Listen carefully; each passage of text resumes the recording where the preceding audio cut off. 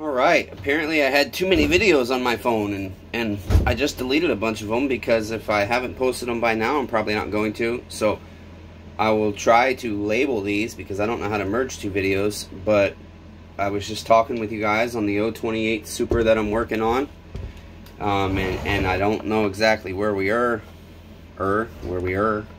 but I know we just built some fuel out. That's where we are. So let me get some towels here. I had tipped it over there while I was deleting videos, I guess. And it's not that much, but I should go ahead and drain it.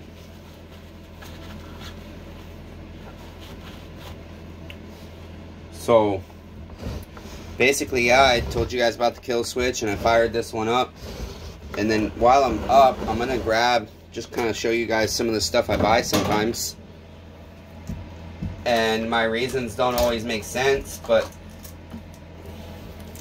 how about, who wants to buy this chain and bar? That'll cut you some wood good. Yeah. That'll cut some wood alright, folks. That'll cut some wood. So this will probably be a cool piece of wall art. I'll end up making this a wall hanger probably at some point. Either that, or if I ever do make a sign again, a business sign, I'll probably incorporate this into the design somehow. I was thinking today about taking like a big saw and a small saw and just mounting them and building a sign, a business sign to attract people. But we'll see. But that bar and chain came off of this 028 Super. Boy, these old saws can be heavy, but they're so beastly. And it's really nice bringing them back to life because they deserve to still work. This thing is all kinds of cracked and broken and damaged. They don't usually have, yeah, that is metal all right there. A lot of stuff is stuck on it because bolts got bent and stuff. But there's a primary purpose I bought it. I needed the recoil. So you guys, I spent 80 bucks I think on this on eBay. It was an auction. And once I put in like a $65 bid, I was like, okay, that's it. I'm not going to bid no more. But the guy said it had a good motor, and so I took a chance. I'm like, okay, I need a recoil for this 028 because even though this is still good and functions perfectly fine, it's going to snap some more. Got a hole in it, and so this will end up at some point. I'll JB weld this with a plastic weld, and then I'll put what I call my Frankensteels. I take a bunch of broken stuff that other people don't want, and I put it together, and I either use that saw for me, or another thought I have, I never did it before, but another thought I had is, you know, maybe selling them as something cheap. I really should drain this fuel tank, but I don't feel like it, because I like to get them completely drained, and my thing's outside in the rain, my drain pan. And so I thought about doing like these cheap little saws. I'll just auction them off and as-is saw, making it very clear that there's no warranty or anything. I've got bags that are already written on, and I reuse stuff. So I was trying to find a bag that said recoil. I'll usually mark it out, but I didn't want to. I'm trying to stay organized and bag stuff here. And so, yeah, basically, I can sell saws that are just like a guy that needs a cheap saw and doesn't want to buy a new saw. Or maybe you've got one tree that fell down and you're, ooh, hey, spider.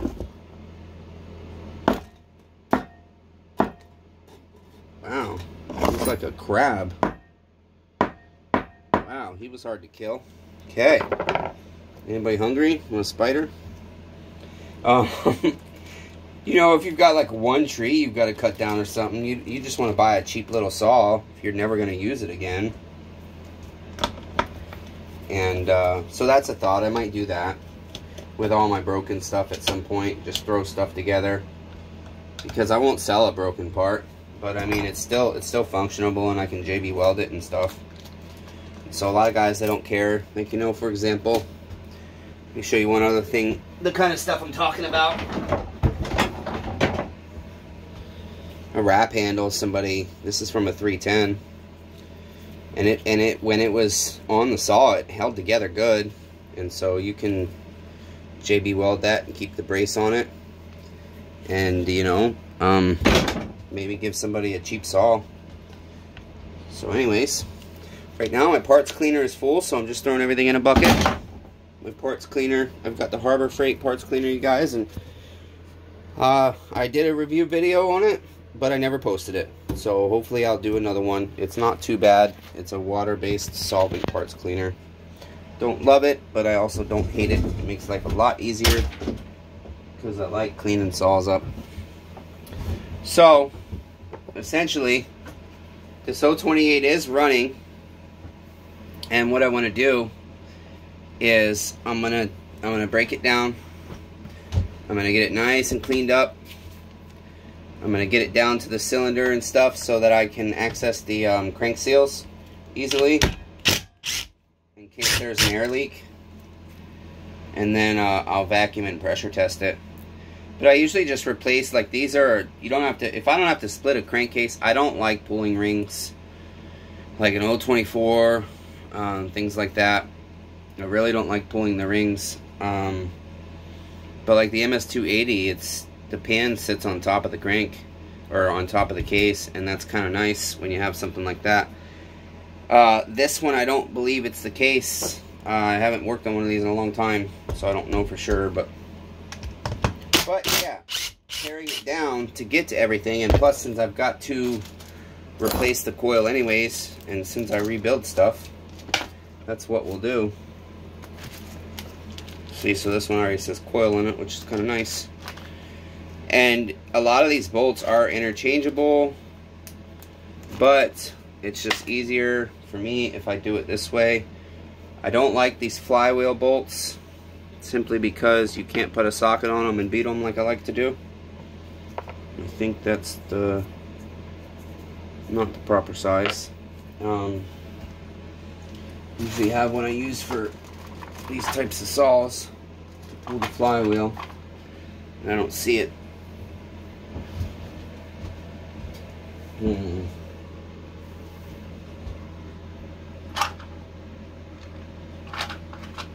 Okay, give me a sec here, guys. Sorry, I'm gonna find a particular bolt.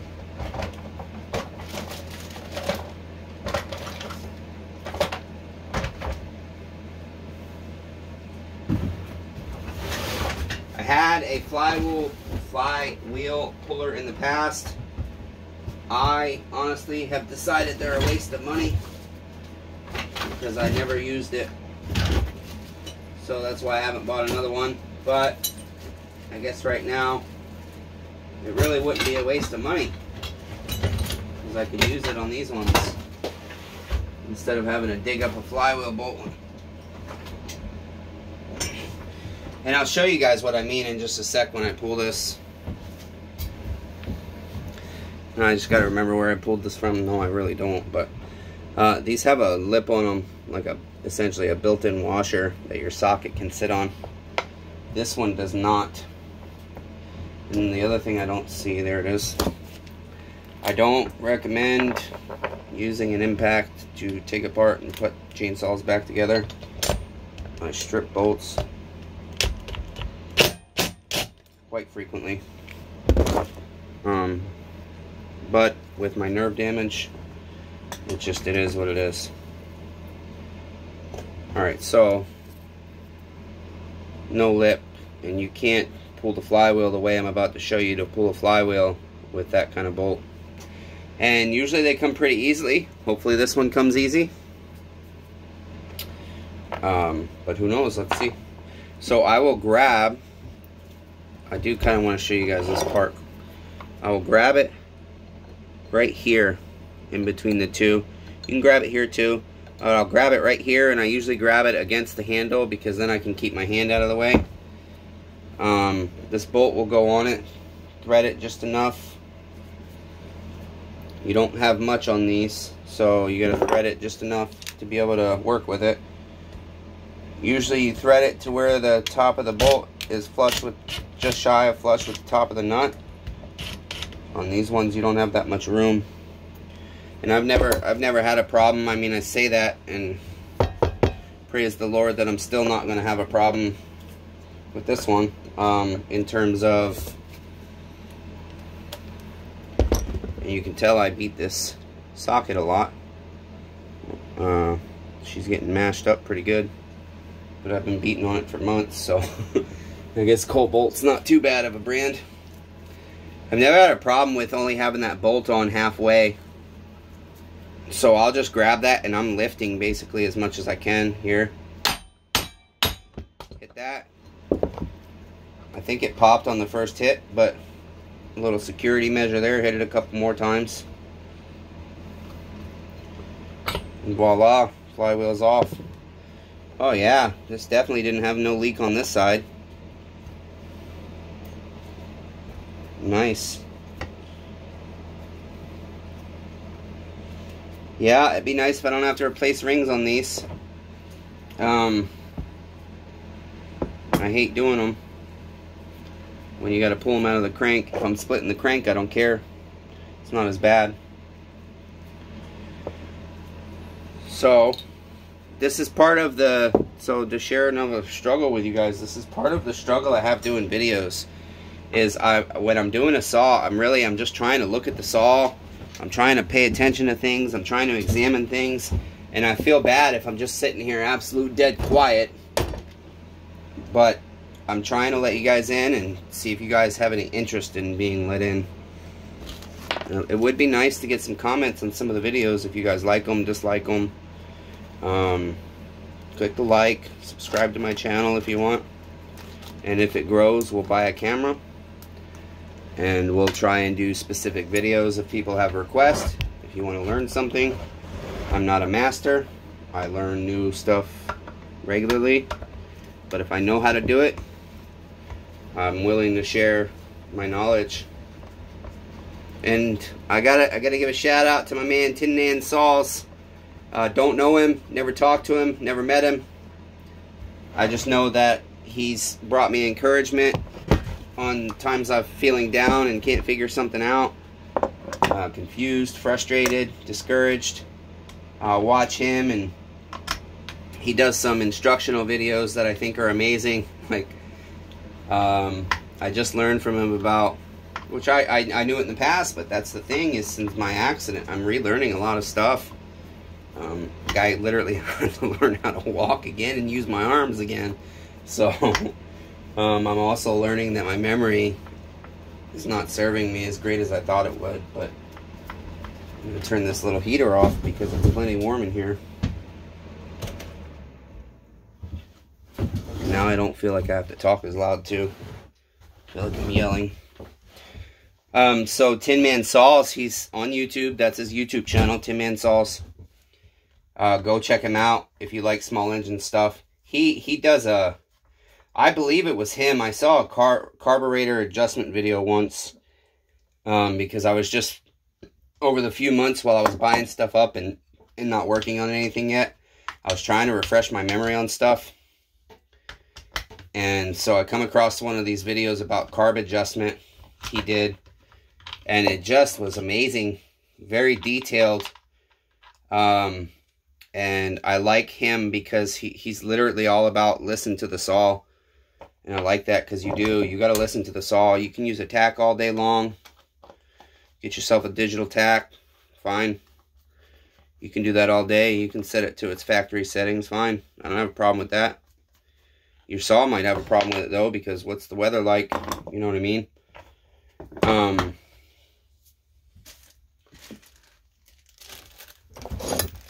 It's not always going to be what a tachometer says it wants to be. And he does custom stuff, so I don't even know how that would work for him with RPMs and whatnot.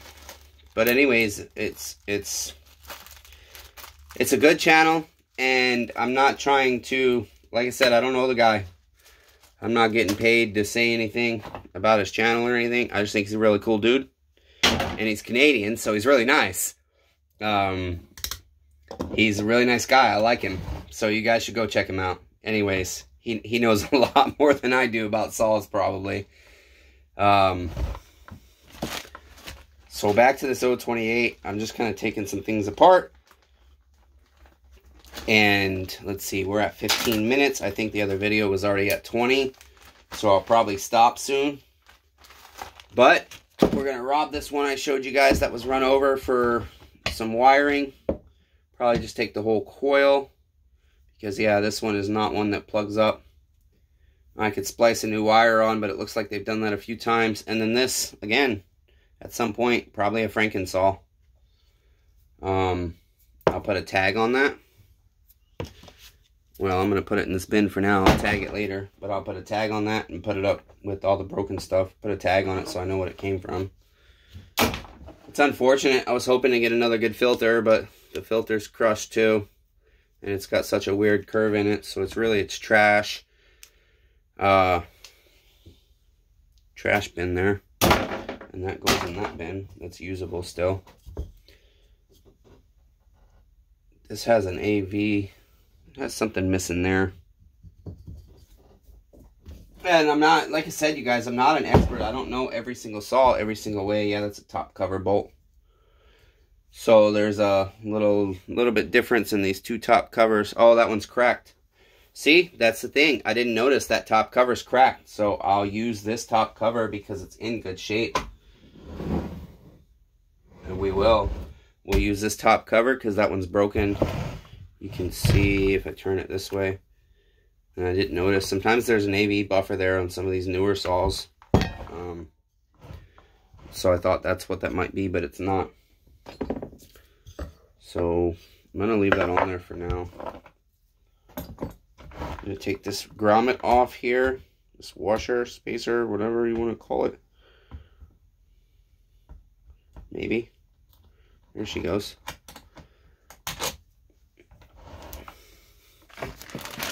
Put that with the carb.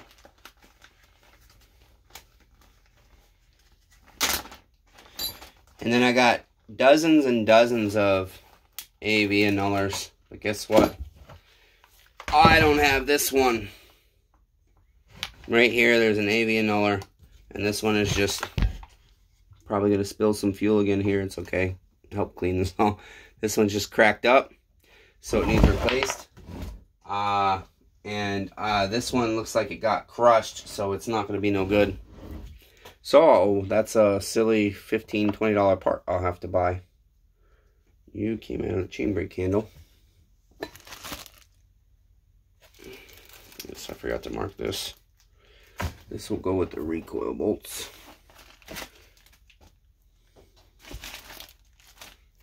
This is me, you guys. This is just filtered, unscripted. I'm a mess sometimes, and sometimes I'm really organized. I just noticed I've got bolts laying around. But I had a bag with the recoil bolts. There it is.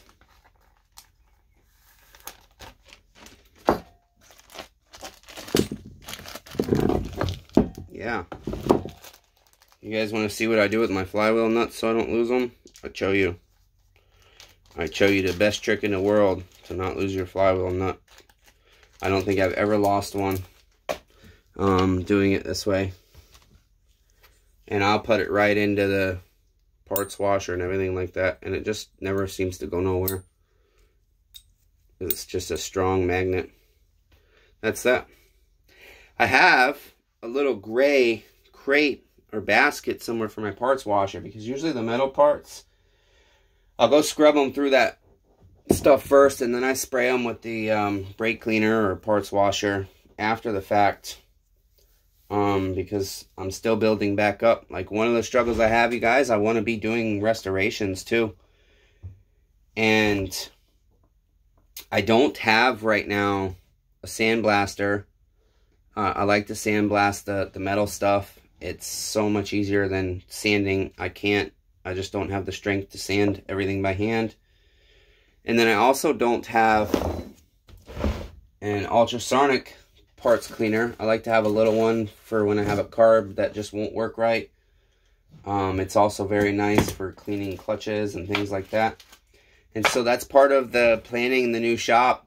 I could rush out and say, oh, I need a bigger building, and just buy a kit and just slap it up. But I kind of want to design it myself. I want to set it up to where everything is exactly how I want it, to have a little stage area for this. You know, I want to start powder coating. I want to start doing plastic again, dyeing plastic again, and doing custom saws a little bit. And by custom, I don't think I'll ever port a saw. I don't think I have the ability to do that anymore. After my accident, again, here I am. I'm looking for another part, and there it is. It's in my drill. Because I just want to not lose anything. Garbage. That's not even really usable. So that's garbage. Could go on a Frankensaw maybe, but it's in pretty bad shape. So the shop, I really want to design it, and this is part of the video thing, guys. See, now I'm forgetting to take pictures. I think I'm gonna tell you a little bit about what I want to do real quick, and then I'm gonna end this video because I've gotta focus, and I'll again, tell me to get a camera. If enough people tell me to get a camera, I will.